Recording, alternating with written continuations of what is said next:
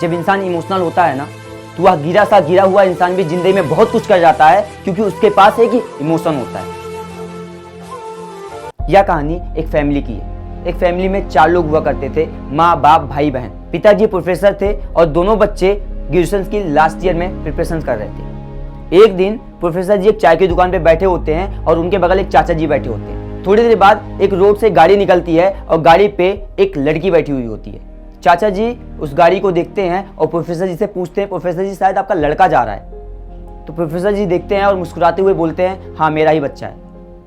तो चाचा जी थोड़ी देर बाद बोलते हैं, शायद आपका बच्चा बड़ा हो गया है। तो प्रोफेसर जी फिर से हंसते हैं और बोलते हैं, क्या ही कर सकते हैं। लेकिन थोड़ी देर बाद वहां से एक गाड़ी और निकलती है और उस पे एक लड़की बैठी हुई होती है और एक लड़का गाड़ी चला रहा होता है। तो चाचा जी फिर देखते हैं और चाचा जी पूछते हैं कि प्रोफेसर जी शायद आपकी लड़की जा रही है। तो प्रोफेसर जी देखते हैं और देखते ही बोलते हैं, हाँ मेरी लड़की है। तो चाचा जी फिर बोलते हैं कि शायद आपकी लड़की भी बड़ी हो गई है। इसी बात को सुनते हुए प्रोफेसर जी को बहुत तेजी से गुस्सा आता है और चप्पल पहन के सीधा वो घर पहुंचते हैं। बिना कुछ सोचे समझे अपने लड़की को जाके चिल्लाने लगते हैं, डांटने लगते हैं। इतना डांटते हैं वो जाके अपने आप को एक रूम में बंद कर लेती है और रोने लगती है। रात भर खाना नहीं खाती। दूसरी सुबह होती है और उसकी मम्मी उसके लिए खाना लेके जाती हैं, खाना रखती हैं और वो गले लगा के रोने लगती है। और गले लगा के रोते हुए एक शब्द बोलती है कि मम्मी क्या पापा को मुझ पे इतना भी विश्वास नहीं है? जिस लड़के के लिए वो मुझ पे चिल्ला रहे थे वो मेरा जूनियर है। और मुझे अपनी सिस्टर बोलता है, मेरे पैर में चोट लगी थी और वो मुझे घर छोड़ने के लिए लेके आ रहा था, लेकिन बिना कुछ सोचे समझे मुझ पे उन्होंने इतना चिल्लाया। फिर खाना नहीं खाती और तीसरी सुबह होती है। तीसरी सुबह एक आवाज आती है नीचे से कि उसका छोटा वाला भाई दिल्ली प्रिपरेशन करने जा रहा है यूपीएससी के लिए। तो उसके दिमाग में एक ख्याल आता है कि अगर यूपीएससी की तैयारी करने से मुझे मेरी रिस्पेक्ट वापस हो जाएगी तो आज से मैं यूपीएससी की ही तैयारी करूंगा। और वो दिल्ली चला जाता है। उसको यूपीएससी के बारे में कुछ भी नहीं पता होता। एक लैपटॉप लेती है और लैपटॉप लेके 1 हफ्ते तक लगातार यूपीएससी का सिलेबस, यूपीएससी के बारे में, यूपीएससी का इंटरव्यू वगैरह वगैरह सारी चीजें देखना शुरू कर देती है और अपना एक रूम में प्रॉपर इमेज चिपका देती है और एक रजिस्टर पे सभी चीजें प्रॉपर तरीके से लिख लेती है। और एक सुबह उठती है और इसका भाई दिल्ली जाके एक अच्छी सी वेल सेटल कोचिंग में एडमिशन लेता है। और ये घर पे जाके चाचा गेट पे खड़े होते हैं, जो वॉचमैन होते हैं, उनको कुछ पैसे देती है और उनको एक बुक की लिस्ट देती है और बोलती है, चाचा ये कुछ बुक की लिस्ट है, इसको लाके मुझे दे दीजिएगा, लेकिन किसी को बताइएगा नहीं। अब यहाँ से शुरू होता है दोनों का सफर और दोनों तैयारी करने में लग जाते हैं। एक यूपीएससी की तैयारी दिल्ली में कर रहा था मुखर्जी नगर में, और एक यूपीएससी की तैयारी अपने रूम में अपने घर में अकेले कर रही थी। ना ही कोई मार्गदर्शक था और ना ही उसके पास में कोई टीचर था समझाने वाला कि बेटा क्या पढ़ना है और क्या नहीं पढ़ना है। दोनों यूपीएससी की तैयारी के लिए लग जाते हैं। 6 महीने का वक्त बीतता है और 6 महीने के बाद यूपीएससी का प्री एग्जाम होता है। दोनों यूपीएससी का प्री एग्जाम देते हैं और खुदा ना खास्ता दोनों का एग्जाम निकल जाता है। तो वहां से दिल्ली से कॉल आती है, पापा मेरा यूपीएससी का प्री निकल गया। उसके पिताजी उसी चाय की दुकान पे बैठे होते हैं और पूरा ढिंडोरा पीटते हैं, मेरा बच्चा पहले ही अटेम्प्ट में यूपीएससी का प्री एग्जाम निकालता है। खुश हो जाते हैं, पूरा परिवार खुश हो जाता है, रिश्तेदार खुश हो जाते हैं, उसके दोस्त यार दोस्त सब हर कोई खुश हो जाता है। लेकिन ये किसी को नहीं बताती, पापा मेरा भी यूपीएससी का प्री निकल चुका है। और अपने आप को बंद किए हुए रूम में 6 महीने हो चुके होते हैं। और फिर अब दोनों तैयारी करते हैं मेंस की। दोनों मेंस के लिए तैयारी करने के लिए लग जाते हैं। और फिर से ये चाचा के पास जाती है, कुछ बुक की लिस्ट देती है और बोलती है, चाचा ये कुछ बुक है, लेके आ जाइएगा, बट किसी को बताइएगा नहीं।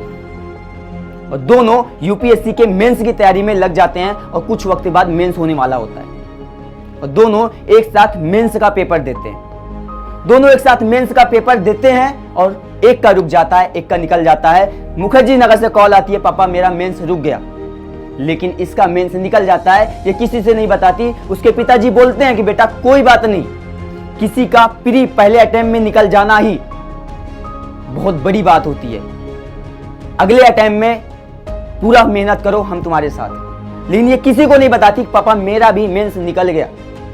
अब इसके जिंदगी में वो पल आने वाला था जो सब कुछ निर्धारित करता कि क्या ये आईएएस बनेगी या नहीं बनेगी। इसके जिंदगी में 3 महीने के बाद वो पल आता है जिंदगी में जब इसको इंटरव्यू देने जाना होता है और ये अपने दोस्त को कॉल करके सारी कहानी बताती है, पूरी कहानी बताती है और इसकी दोस्त बोलती है तू परेशान मत हो, तेरा हो जाएगा। ये उसकी जिंदगी में वो दिन भी आता है जब इसको इंटरव्यू के लिए जाना होता है और नीचे जाती है अपनी मम्मी से बोलती है मम्मी मेरे एक दोस्त का बर्थडे पार्टी है, मुझे उसमें जाना है। उसकी मम्मी उसको इसलिए नहीं रोकती क्योंकि 1 साल हो चुके होते हैं, पूरे के पूरे 1 साल हो चुके होते हैं एक रूम में बंद किए हुए। उसकी मम्मी सोचती है कि अगर बाहर जाएगी तो शायद इसका दिमाग सही हो जाएगा। उसको कुछ पैसा देती हैं और पैसा देके उसको भेज देती हैं और वो अपने दोस्त के साथ जाकर बर्थडे पार्टी नहीं इंटरव्यू देके आती है और इंटरव्यू के बाद वापस घर पर आती है। आज इसके जिंदगी में वो दिन भी आने वाला होता है जब रिजल्ट आने वाला था और सुबह के 10 बज रहे थे। सुबह के 10 बज रहे थे, वो अपनी दोस्त को कॉल करती है और बोलती है यार पता नहीं मेरा निकलेगा कि नहीं निकलेगा। बोली तू परेशान मत हो, तेरा निकल जाएगा। 10 बजे रिजल्ट आउट होता है। 10 बजे रिजल्ट आउट होता है। डरते डरते डरते डरते वो अपना रिजल्ट देखना शुरू करती है। 40 नंबर तक उसका रिजल्ट नहीं आता। 40 नंबर तक उसका रिजल्ट नहीं आता। फिर से कॉल करती है यार मेरा नहीं निकलेगा। बोली तू परेशान मत हो, फिर से देखते देखते देखते देखते 55 नंबर पर 55 नंबर पर उसका नंबर आ जाता है। 55 नंबर पर नंबर आ जाता है। वो कॉल करके बताती है मेरा रिजल्ट निकल गया और फेसबुक पे एक पोस्ट करती है कि यार पापा आई कैन डू इट, मैंने कर डाला। मैं IAS UPSC का मैंने एग्जाम क्वालिफाई कर लिया। उसका भाई दिल्ली से एग्जाम को उस पोस्ट को देखता है और कॉल करता है अपने पापा के पास, पापा दीदी ने UPSC का एग्जाम क्वालिफाई कर दिया। बोले तू बावला हो गया है, तू पागल हो गया है। बोले हाँ दीदी ने UPSC का एग्जाम क्वालिफाई कर दिया क्योंकि फेसबुक पे अभी उन्होंने पोस्ट किया हुआ है। और फेसबुक पे जाके देखते हैं वो चाचा की दुकान पे अभी भी बैठे थे। वो चप्पल पहन के नहीं आज उतार के भागते हुए आते हैं और आके खट खट खट खट खट खट खट खट खट खट खट खट गेट को खटखटाते रहते हैं। अंदर से एक ही आवाज आती है पापा मैंने कर डाला, पापा मैंने UPSC क्वालिफाई कर डाला, पापा मैंने कर डाला। और बाहर से एक आवाज आती है बेटा प्लीज मुझे माफ कर दे यार, बहुत बड़ी गलती हो गई, प्लीज मुझे माफ कर दे, प्लीज मुझे माफ कर दे। गेट खुलता है, जाके गले लगाते हैं और 1 घंटे तक रोते हैं। पता है इस लड़की के पास ना सिर्फ एक वजह थी, एक कुछ कर डालने की, वो था इमोशंस। जब आप इमोशनल होते हो ना तो आप जिंदगी में वो सब कुछ कर डालते हो जिसको आप सोच भी नहीं सकते।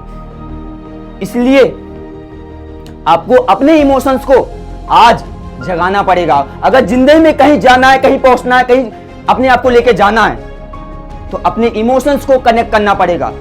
इस लड़की के पास सिर्फ एक वजह थी जिंदगी में बहुत कुछ कर डालने की, वो सिर्फ उसके पिताजी थे। अगर उस रात उसको कुछ बोलते नहीं तो शायद वो IAS ना बनती। और ये एक रियल स्टोरी है। आप सबके जीवन में भी शायद यही पल आने वाला है। आप सबकी जिंदगी में शायद कोई ना कोई तो वजह है कुछ करने की, चाहे मम्मी की परेशानी, पिताजी की परेशानी, बहन की शादी, खुद की इज्जत या खुद की परेशानियों से लड़ना। ये कुछ ना कुछ तो आपकी जिंदगी में है जिसके लिए आप परेशान हो। आई होप आप सबको ये वीडियो अच्छी लगी होगी और अगर अच्छी लगी होगी तो वीडियो को शेयर कर देना। धन्यवाद।